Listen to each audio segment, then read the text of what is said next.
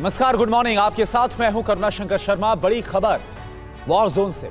Ukraine के Pokrovsk में रूस का हमला हुआ है। पोक्रोवस्क में रूसी आर्टिलरी का बड़ा एक्शन देखने को मिला। यूक्रेन के ठिकानों पर जबरदस्त हमला किया गया। ये देखिए आप तस्वीरें।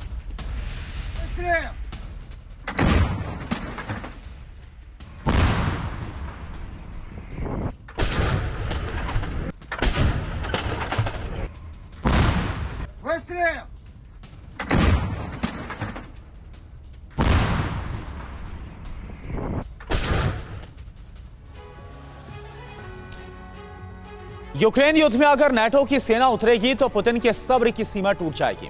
पुतिन और उनकी सेना 24 घंटे से बहुत भड़की हुई है। पुतिन के गुस्से की वजह है यूक्रेन का वो हमला जो उसने रूस की धरती पर अमेरिका और ब्रिटेन की मिसाइलों से किया है। लेकिन अब जबकि ब्रिटेन यूक्रेन में ट्रेनिंग के नाम पर अपनी सेना को भेज रहा है, तो अब यूरोप पर महाविनाश का सबसे बड़ा खतरा मंडराने लगा है। रूसी सेना न सिर्फ यूक्रेन को बल्कि ब्रिटेन की राजधानी लंदन को भी दहलाने का अभियान लॉन्च कर सकती है।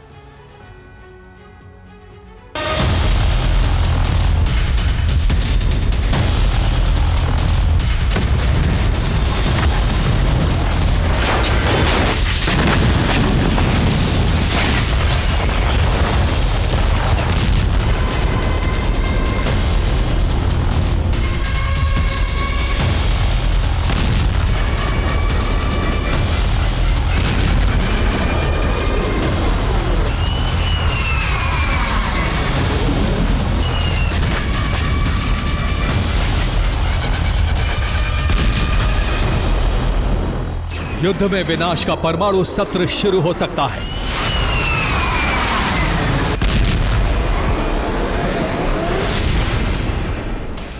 यूरोप में परमाणु हमले का खतरा बहुत बढ़ गया है। पुतिन सेना लंदन समेत कई टारगेट को ध्वस्त कर सकती है।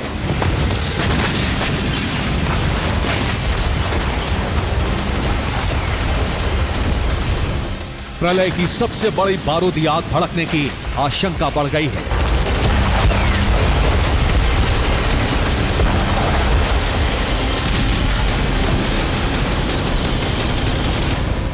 पुतिन और उनकी सेना इतनी क्रोधित है कि वो यूरोप में या तो परमाणु हमला या फिर ऑरिस्टिक से विस्फोट कर सकती है।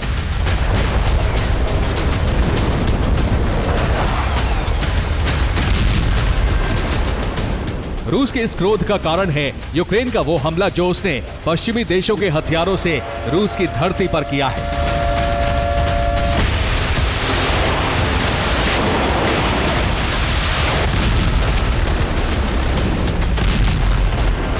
रूस के ऑरिस्टिक हमले के बाद भी यूक्रेन नहीं माना। उसने एक बार फिर रूस में विनाश की बड़ी ज्वाला भड़का दी।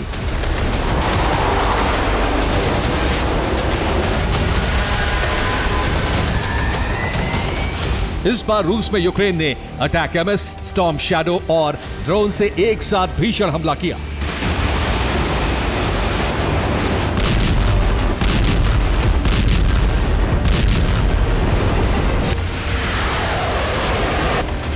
अमेरिकी और ब्रिटिश लॉन्ग रेंज मिसाइलों से रूस में यूक्रेन का यह चौथा और अब तक का सबसे बड़ा हमला है।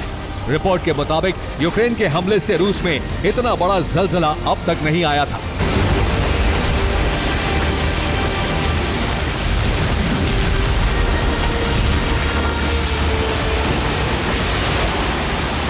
यूक्रेन के टारगेट पर इस बार रूस का रोस्तोव प्रांत था। रोस्तोव में यूक्रेन ने 10 अटैक एमएस मिसाइलें, 8 स्टॉर्म शैडो मिसाइलें और 18 ड्रोन फायर किए। ये सभी प्रक्षेपास्त्र एक साथ फायर किए गए। परिणाम यह हुआ कि रोस्तोव बारूदी आग में जलने और धधकने लगा।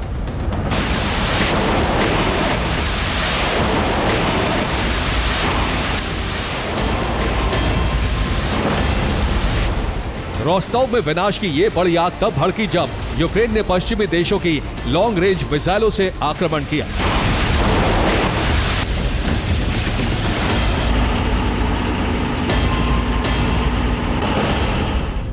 यूक्रेन के हमले से नोवोशकतिस्क रिफाइनरी धू-धू कर जल गई।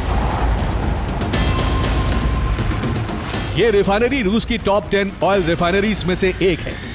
यहां हर दिन 1,73,000 बैरल तेल का उत्पादन होता था।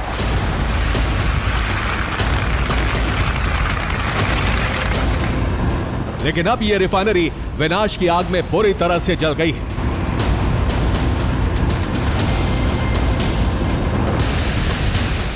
यूक्रेन के हमले से रोस्टोव में 3 फैक्ट्रियां और 2 पावर स्टेशन भी जल गए।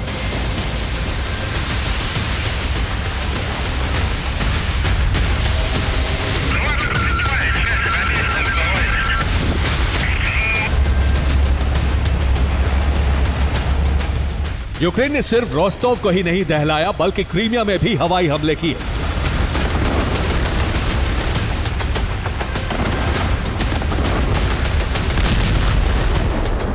यूक्रेनी एयरफोर्स ने खेरसोन से क्रीमिया की तरफ स्टॉर्म शैडो मिसाइलें फायर की। रिपोर्ट के मुताबिक क्रीमिया में भी आधी रात कई धमाके हुए।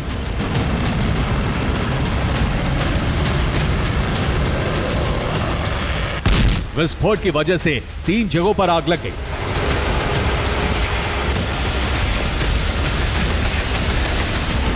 रूसी धरती पर यूक्रेन के इसी हमले के बाद पुतिन और उनकी सेना आउट ऑफ कंट्रोल हो गई है। क्रेमलिन से जुड़े सूत्रों के मुताबिक आज रात ही पुतिन प्रतिशोध का ऑर्डर दे सकते हैं। इस बार रूस यूरोप पर आक्रमण कर सकता है। रूस का पहला टारगेट लंदन हो सकता है।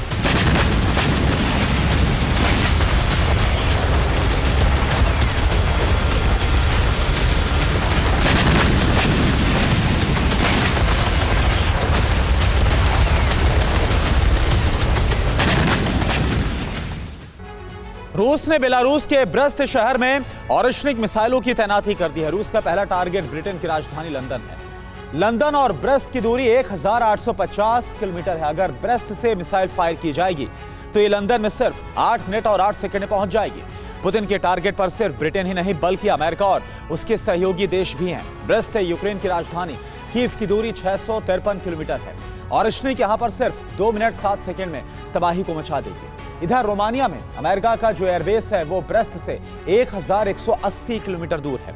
यहां पर रूस की IRBM मिसाइल 5 मिनट और 5 सेकंड में पहुंच जाएगी। पोलैंड में भी अमेरिका का एयरबेस है। ब्रेस्ट से अमेरिकी एयरबेस 686 किलोमीटर दूर है। इसे ऑरिशनिक मिसाइल 3 मिनट 2 सेकंड में तबाह करने में सक्षम है। जर्मनी में मौजूद अमेरिका का रमस्टाइन एयरबेस और ब्रेस्ट के बीच 1405 किलोमीटर का फासला है। रूस की घातक मिसाइल रमस्टाइन एयरबेस को 6 मिनट और 1 सेकंड में हिट कर सकती है। अगर रूस बेलारूस के ब्रेस्ट से ऑरिशनिक मिसाइल को फायर करता है तो ये फिनलैंड की राजधानी हेलसिंकी में 5 मिनट में पहुंच जाएगी। वहीं ब्रेस्ट से 406 किलोमीटर दूर मौजूद लिथुआनिया की राजधानी विल्नियस को ऑरिशनिक मिसाइल सिर्फ 1 मिनट और 7 सेकंड में ध्वस्त कर सकती है। रिपोर्ट आप देखिए।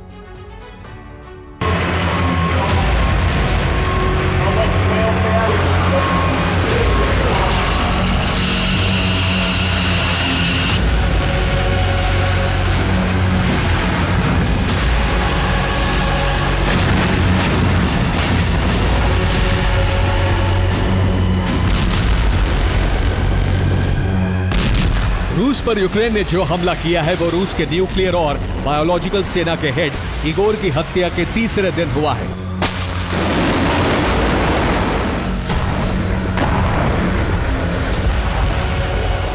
रक्षा जानकारों का मानना है कि इस हमले के बाद अब पुतिन का सब्र जवाब दे चुका है। माना जा रहा है कि आज रात ही पुतिन अपनी सेना को जवाबी कार्रवाई का आदेश दे सकते हैं।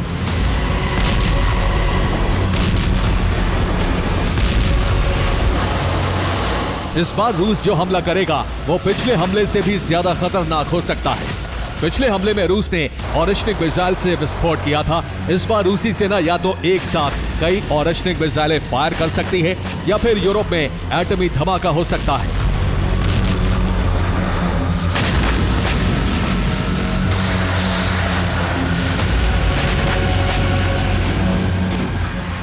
यूरोप में परमाणु हमले की आशंका तब बढ़ गई जब रूस के उप विदेश मंत्री सरगेई ryabkov ने कहा कि पश्चिमी देश रूस को परमाणु हथियारों का इस्तेमाल करने के लिए मजबूर कर रहे हैं।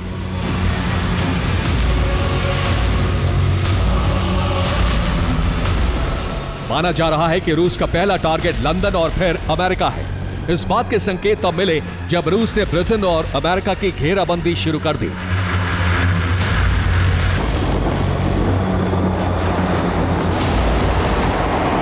रूस ने अमेरिका के पास अलास्का में 2 Tu-95 परमाणु बॉम्बर भेज दिए। इस तैनाती से रूस ने अमेरिका की आसमानी घेराबंदी कर दी है। भूमध्य सागर में रूस ने मजोर्का आइलैंड के पास अपने युद्धपोत तैनात कर दिए हैं। ये तैनाती यूरोप और खासकर ब्रिटेन के खिलाफ की गई है।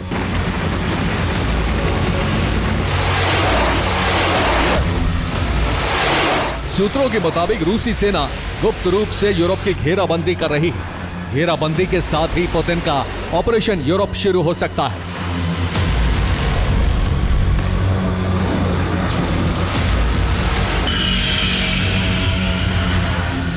उधर अजरबैजान ने नेटो को सलाह दी है कि वो रूस को ना छेड़े, वरना इसका परिणाम बहुत भयावह होगा। अजरबैजान के राष्ट्रपति इल्हाम अलियेव ने कहा है कि रूस और नेटो के बीच सीधा युद्ध दुनिया के लिए विनाशकारी साबित होगा। इस महायुद्ध की वजह से कोई भी देश सुरक्षित नहीं रह पाएगा।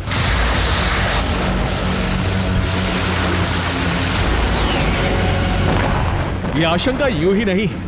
नेटो रूस के खिलाफ जो षड्यंत्र रच रहा है, उससे पुतिन बहुत भड़के हुए हैं। पुतिन का आक्रामक रुख इस बात का संदेश दे रहा है कि वो किसी भी वक्त परमाणु प्रलय का बटन दबा सकते हैं।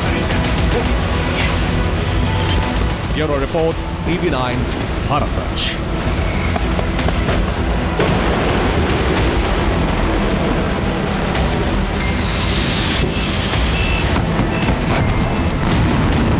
इधर ब्रसेल्स में ज़ेलेंस्की से मुलाकात के बाद EU और नाटो देशों ने यूक्रेन को लॉन्ग रेंज हथियार एयर डिफेंस सिस्टम की सप्लाई के लिए प्रतिबद्धता जताई है। और इसके साथ ही यूक्रेन में पीस कीपिंग फोर्स की आड़ में EU सेना को तैनात करने पर फाइनल मुहर लग चुकी है। जो बाइडेन की इस रणनीति से रूस के राष्ट्रपति भड़क गए हैं। पुतिन ने यूरोप के नाटो सदस्य देशों के खिलाफ 2 बड़े कदम उठाए हैं। यूरोपीय देशों पर दबाव बढ़ाने के लिए परमाणु इंटरकॉन्टिनेंटल बैलिस्टिक मिसाइलों को वॉर ड्यूटी पर तैनात कर दिया गया है। और इसके साथ ही यूरोप में सैबोटाज ऑपरेशन शुरू कर दिया गया है। यूक्रेन की राजधानी सहित पूरे यूरोप पर इस वक्त एटमी खतरा मंडराने लगा है।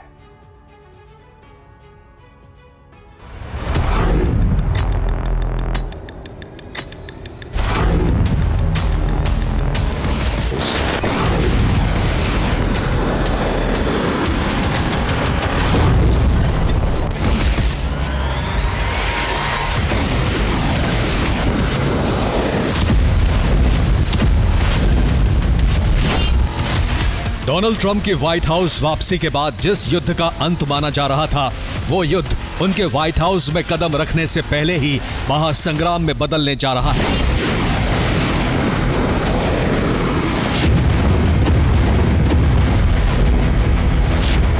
सत्ता के अंतिम दिनों में बाइडेन ने विनाशकारी बंदोबस्त कर दिए हैं।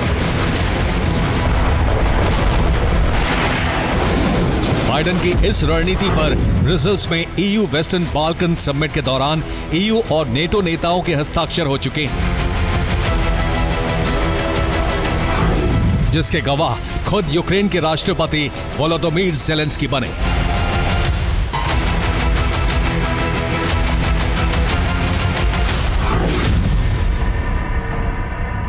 ब्रसेल्स की इस बैठक में यूरोप के देशों ने मिलकर रूस विनाश की रणनीति को आकार देने पर सहमति जताई, लेकिन ये रणनीति केवल रूस विनाश तक ही सीमित नहीं रहेगी।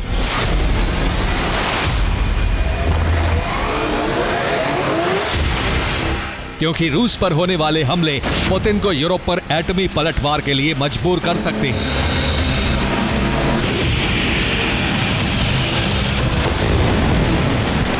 ब्रसेल्स की इस बैठक में जो तय हुआ है वो महासंग्राम की भूमिका बन सकता है। ब्रसेल्स की इस बैठक में EU नेटो के बीच कई मुद्दों पर सहमति बनी।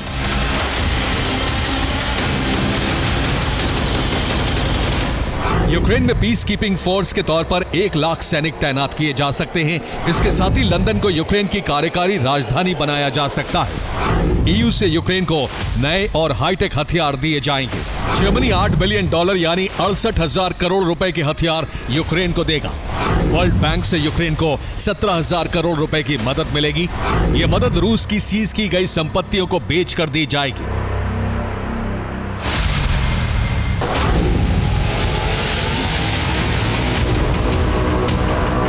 बैठक के बाद नेटो प्रमुख ने रणनीति के बारे में पत्रकारों को जानकारी नहीं दी। मार्क रूटे ने कहा कि चर्चा में नेटो की योजना के बारे में रूस जान जाएगा। ब्रसेल्स की इस बैठक में समझौतों और घोषणाओं के बाद रूस का क्रोध भड़क उठा है। ब्रेक के बाद स्वागत है आपका वॉर जोन से ब्रेकिंग न्यूज। यूक्रेन के काखोफ्का में रूस का अटैक हुआ है। रूसी सेना का होवित्जर तोप से बड़ा हमले में यूक्रेन के कई सैनिक मारे गए हैं। ये देखिए आप।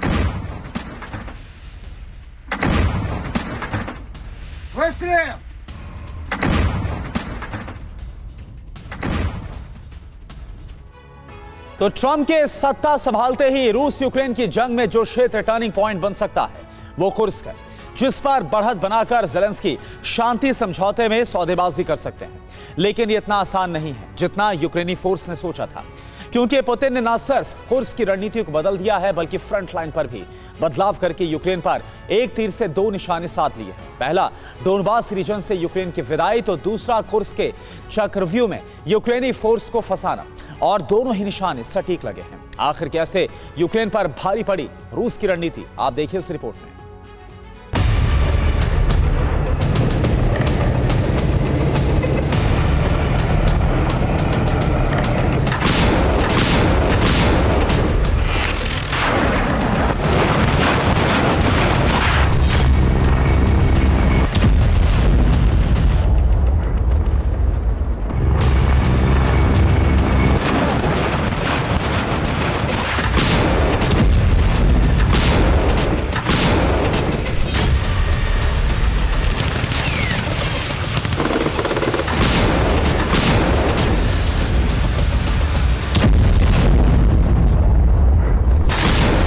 कुर्स्क रूस का वो क्षेत्र जिसकी कहानियां रूस का हर बच्चा ऐतिहासिक गौरव के रूप में सुनता है। सोवियत यूनियन के दौर में जिस क्षेत्र की जंग जीतने के लिए सबसे ज्यादा संख्या में टैंक इस्तेमाल हुए, वो क्षेत्र एक बार फिर विनाशक जंग का अखाड़ा बन गया है।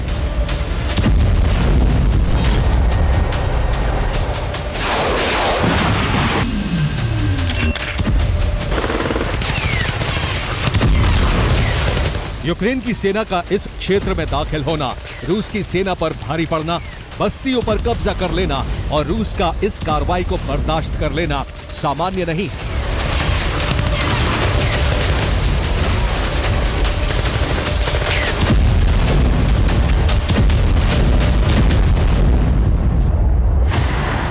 बेशक ये यूक्रेन के लिए ट्रंप शासन के बाद सौदेबाजी का सबसे अहम क्षेत्र हो सकता है, लेकिन क्या पुतिन अपनी जमीन के लिए ज़ेलेंस्की को सौदेबाजी के स्तर तक जाने देंगे? ये तस्वीर बता रही है कि पुतिन ना तो इस क्षेत्र को यूक्रेनी फोर्स के कब्जे में रहने देना चाहते हैं और ना ही कुर्स्क को लेकर वो किसी भी तरह की सौदेबाजी करेंगे। इसलिए इसी कुर्स्क को पुतिन यूक्रेनी फोर्स के लिए चक्रव्यूह बना रहे हैं। घातक हुई कुर्स्क की जंग, रूसी फोर्स ने खोला फ्रंट।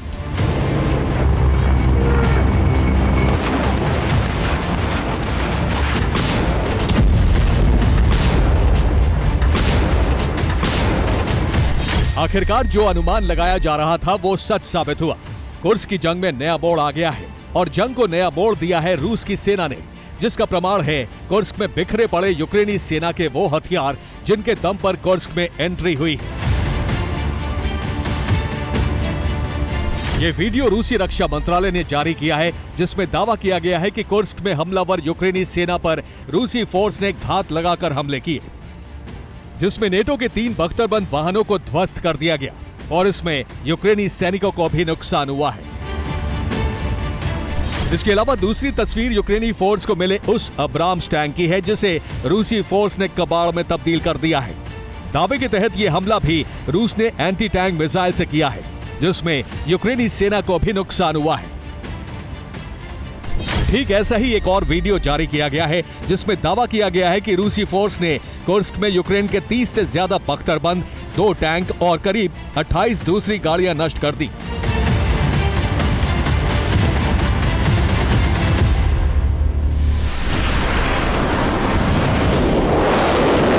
यानी रूसी फोर्स अब कुर्स्क के उन क्षेत्रों को यूक्रेनी फोर्स से आजाद कराने के लिए जंग में उतर चुकी है, जहां यूक्रेनी फोर्स बड़ी तादाद में विध्वंसक हथियारों के साथ तैनात है। लेकिन प्रश्न ये है कि अचानक रूसी फोर्स ने कुर्स्क में यूक्रेनी फोर्स को नष्ट करने का फैसला क्यों किया, जबकि यूक्रेनी फोर्स जिस समय कुर्स्क में दाखिल हुई थी उस समय इस तरह की कार्रवाई रूस ने नहीं की थी। इस प्रश्न का उत्तर है नॉर्थ कोरियाई सैनिकों की विफलता।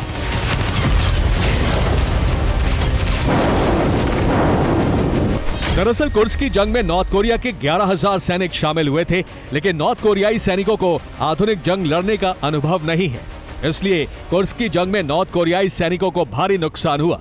खबर के अनुसार नॉर्थ कोरिया के सैन्य कमांडर की मौत जंग में हो गई है। इसके अलावा 200 से ज्यादा नॉर्थ कोरियाई सैनिकों की मौत होने का भी दावा है। वहीं जंग में सैकड़ों घायल सैनिकों के अस्पताल में भर्ती होने की भी खबर है, जिसके बाद कुर्स्क में जंग लड़ने के लिए रूसी फोर्स ने मोर्चा संभाल लिया है। हालांकि इसके पहले नॉर्थ कोरियाई सैनिकों को बैकअप देने के लिए रूसी फोर्स तैनात थी, लेकिन अब ये रणनीति बदल गई है। फ्रंट पर रूसी फोर्स आ चुकी है और बैकअप के लिए नॉर्थ कोरियाई सैनिक तैनात कर दिए गए हैं।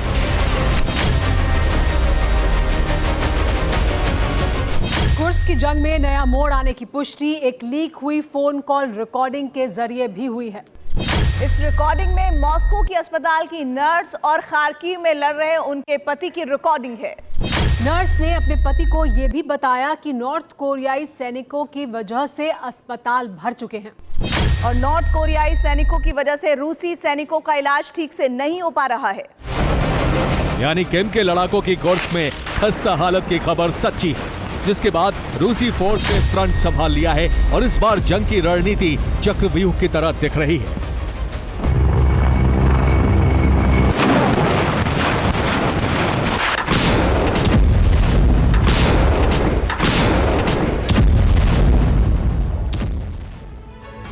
इधर रूस की दोहरी रणनीति के तहत यूक्रेनी फोर्स का घेराव और फ्रंटलाइन पर तैनाती के लिए रूस ने सबसे पहले कोरेनिविस्की में तैनाती की है और इस तैनाती की वजह है सुजान्स्की में यूक्रेनी फोर्स का कब्जा। और इसके बाद दोहरी रणनीति के तहत ही रूस ने बिलोवस्की में फोर्स को तैनात किया। इसके बाद बोल्शो सोदस्की में रूसी फोर्स पहुंच गई है। इवोस्की में भी रूसी फोर्स को तैनात किया गया है। खोमुतोवस्की में भी रूसी सेना ने कमान संभाल लिया और गुल्शोवस्की में तैनाती के साथ ही यूक्रेनी फोर्स का एक व्यू में घेराव हो गया, जिसमें नॉर्थ कोरिया के सैनिक रूस के लिए बैकअप बन गए हैं। और यह फैसला तब लिया गया जब कुर्स्क में यूक्रेनी सेना नॉर्थ कोरियाई सैनिकों पर भारी पड़ी, जिसमें करीब 200 नॉर्थ कोरियाई सैनिकों की मौत हो गई है। इसके अलावा नॉर्थ कोरिया के ही कई सैनिकों को अस्पताल में भर्ती किया गया है। तो वहीं रूसी फोर्स के एक्टिव होने के बाद 190 बस्तियों को यूक्रेन के कब्जे से मुक्त कराया गया है। इस संघर्ष में यूक्रेन के कई सैनिकों की मौत हुई है और कई घायल हैं। इसके अलावा यूक्रेन की 20,000 आर्मर्ड इन्फेंट्री भी नष्ट कर दी गई है। दावे के तहत यूक्रेन को कुर्स्क में 19,500 आर्टिलरीज का नुकसान हुआ है। तो वहीं 1,500 रॉकेट लॉन्चर भी नष्ट हो गए हैं। देखिए आप।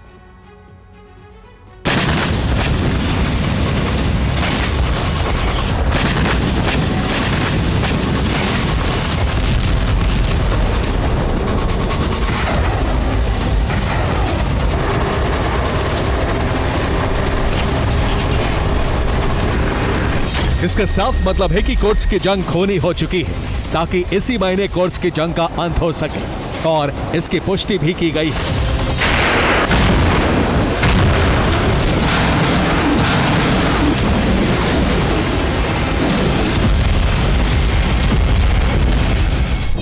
रूस के जनरल स्टाफ प्रमुख वालेरी गेरासिमोव के मुताबिक 2024 में रूसी सेना सभी निर्धारित काम पूरे कर लेगी।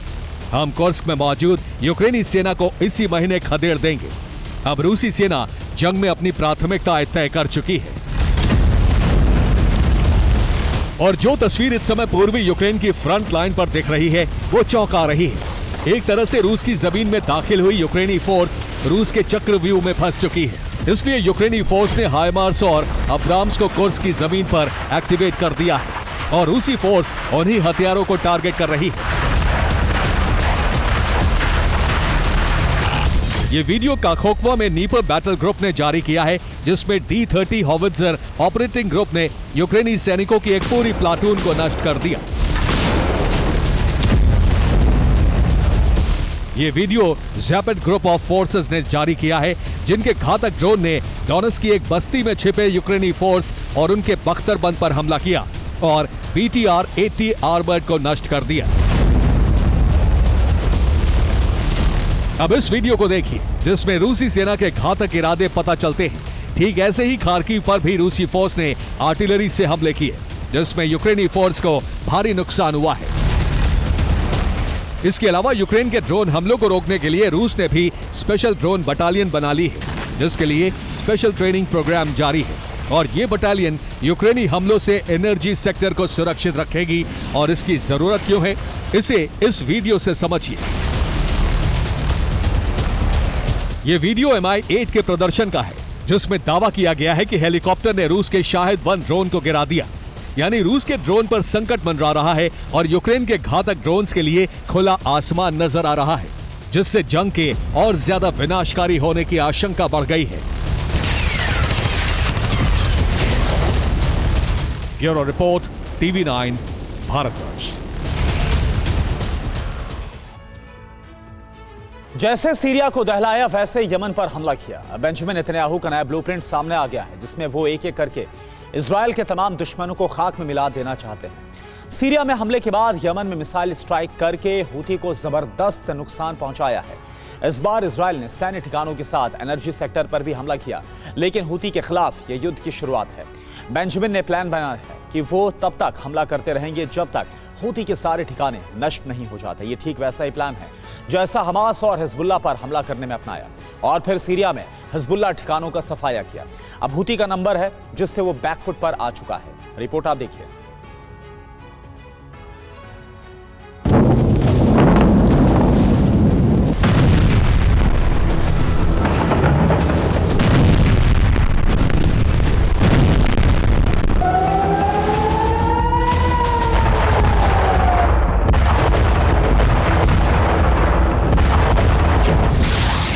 अब आई यमन की बारी।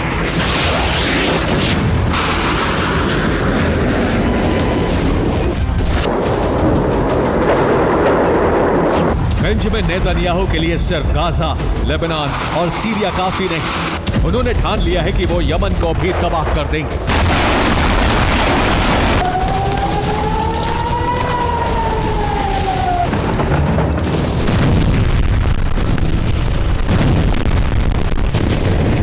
क्योंकि यमन में हूती के बेस है, जैसे लेबनान में हिजबुल्लाह के।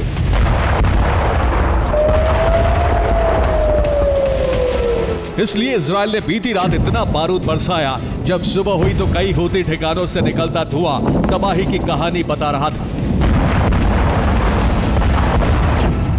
बेंजामिन नेतन्याहू किस ब्लूप्रिंट पर काम कर रहे हैं वो समझिए।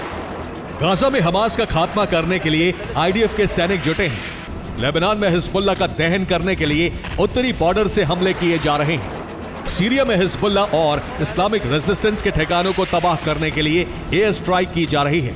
और अब यमन की बारी आई है, जहां हूती के सर्वनाश की कसम बेंजामिन ने खाई है।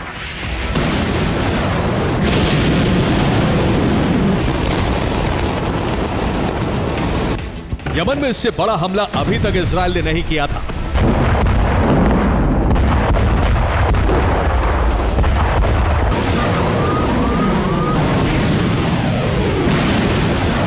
लेकिन 24 घंटे पहले हूती ने इजराइल पर मिसाइलें दागकर उसे मौका दे दिया।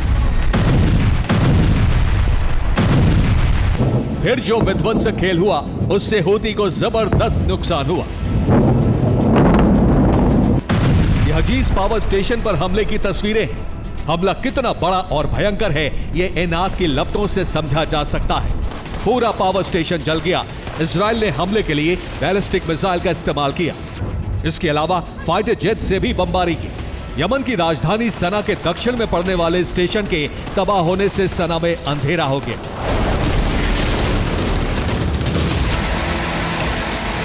इसके अलावा सना के दूसरे इलाकों पर भी मिसाइल स्ट्राइक हुई। रात भर धमाके होते रहे। सना से विस्फोट की आवाजें आती रही। लोग दहशत में रहे, क्योंकि एक के बाद एक कई मिसाइलों से हमला होता रहा। सुबह तक इसी तरह के हालात रहे। कई इलाकों में कई घंटों बाद आग बुझाई जा सकी। हुदैदा पोर्ट पर भी इजराइल ने हमला किया। हुदैदा से हूती लड़ाके लाल सागर में जाते हैं। वहां रॉकेट लॉन्चिंग साइट भी बनाई गई है, जिसे हमले में तबाह कर दिया गया। इजराइल ने पूरी प्लानिंग के साथ हमला किया, जिसमें बैलिस्टिक मिसाइल के साथ फाइटर जेट से भी बारूद बरसाया गया। इजराइल ने ठीक उसी पैटर्न से हमला किया जैसा उसने सीरिया में किया था। सीरिया में भी मिसाइल स्ट्राइक कर हिजबुल्लाह ठिकानों को तबाह किया गया, जबकि यमन में हूती ठिकानों को ध्वस्त किया गया। इजराइल ने पिछले 48 घंटे में यमन और सीरिया दोनों जगहों पर हमले किए और ऐलान कर दिया कि इजराइल की सुरक्षा के लिए किसी भी देश में जाकर आईडीएफ तबाही मचा सकती है। ये सीधे तौर पर ईरानी प्रॉक्सी के लिए इजराइल का अल्टीमेटम।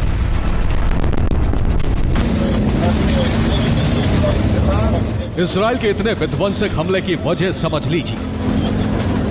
हूती ने कुछ घंटे पहले इजराइल पर मिसाइलें दागी। हालांकि इजराइल ने दावा किया है कि उसने सारी मिसाइलों को इंटरसेप्ट कर लिया।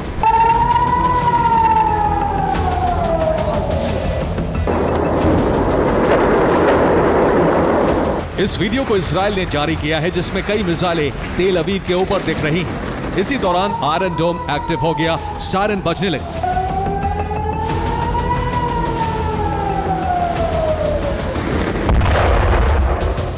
इजराइल ने कहा है कि उसने सभी मिसाइलों को इंटरसेप्ट कर लिया। हालांकि हूती ने दावा किया है कि उसने इजराइल में मिसाइलों से भारी तबाही मचाई है।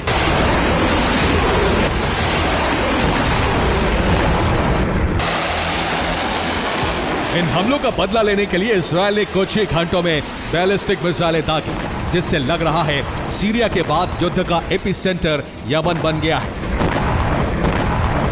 इसीलिए इजराइल यमन में एनर्जी सेक्टर पर हमले कर रहा है। साथ ही पोर्ट और हूती के मिलिट्री बेस भी उसके टारगेट पर है।